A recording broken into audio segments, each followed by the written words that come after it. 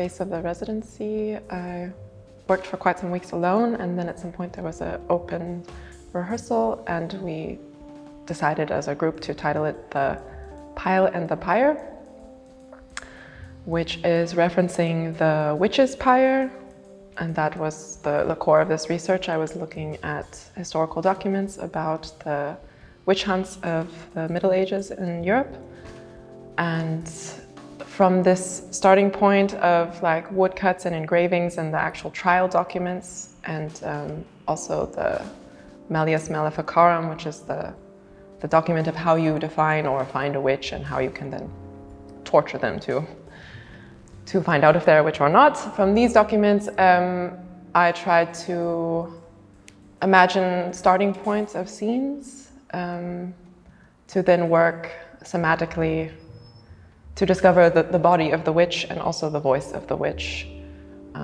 So for these, there was 3 weeks in the studio that I got to work collaboratively with others, and that was the movement research we did there. This became the Pile and the Pyre.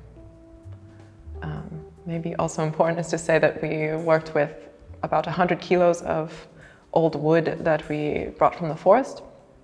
And so this was the pyre and the pile, and we were moving this material around to investigate and create images. My interest in the figure of the witch started with a reading of the text by Silvia Federici, Caliban and the Witch, which is a Marxist feminist look at the historical event of the witch hunts in Europe in the Middle Ages. In this text, she makes an analysis of why possibly these events happened, and also what was to be gained through the persecution of primarily female identified figures. So I found this work very interesting from an anti-capitalist perspective and also from a feminist perspective.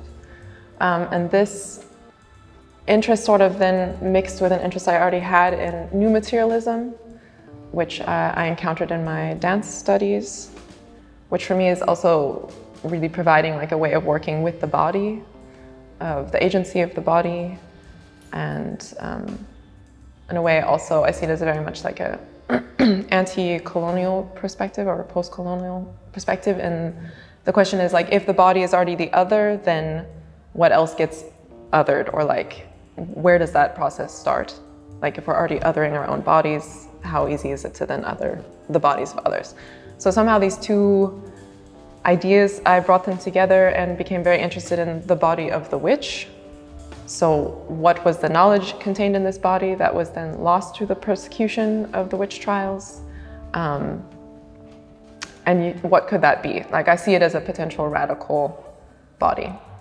And also working with historical documents, like what hasn't been recorded there is the actual opinion or perspective of these people who were called witches and then executed, or had their lives devastatingly ruined. Like we don't know what they thought or what they were doing. This isn't there. It's only the perspective of the persecutors. So this for me is also interesting as like a historical speculation, or like who were these people? What could they have had to say? And I think I'm really interested in finding like a hopeful perspective generally, or like strategies for what can a different world look like, or what's contained in Utopia. And I see the stage as a place where I can really play with that, or also in the space of rehearsals. Like rehearsals are a space where anything is possible in terms of what we do as a group, what we can imagine and have there for a short period of time. And so on the stage, like the primary material that we're working with, besides our bodies and all this historical information, is wood. Wood that we recovered from the forests. And this, I try to find a way to connect with the material and have the material be there as a collaborator, to like respect its agency as a thing that's there and what can it offer. And this already, as an approach, like makes a very specific way of moving, I think. Focusing on the material of the wood as another body. And I would say the referencing to witches is very subtle. Like I'm not so interested in it being 100% this read of like, okay, these are witches. It's much more abstract about finding this kind of body that had this knowledge, maybe, but is also just like a shape-shifting, undefinable body. Because I think that's already something that could be the crime of the witch, is that they were not easily slotted into this idea of being female or this profession. Like there's something about, yeah, resisting being defined. So I invited Johanna Akfa, Josefina Brinkman, and Suvi Kempanian. All of these people I met while studying at HCT. So Josefina was a guest student at some point, and Suvi and Johanna finished with me. But so we all met through an interest of dance and bodies, and we work. I mean, I would say I see myself as someone who is an initiator. Like I have a premise and I have a lot of information and ideas, but I invited these others to work with me to try out things, but also to bring their own proposals. So we all kind of already had a mutual interest about the witch somehow. And I think, yeah, for me, it's really important that a collaboration tries to be, as much as possible, non-hierarchical. I mean, which is maybe not always possible, but this is also part of this like utopia that I'm interested in, that it's like, there's something that happens on the stage, but there's also how we are and how we treat each other in the space of the rehearsal.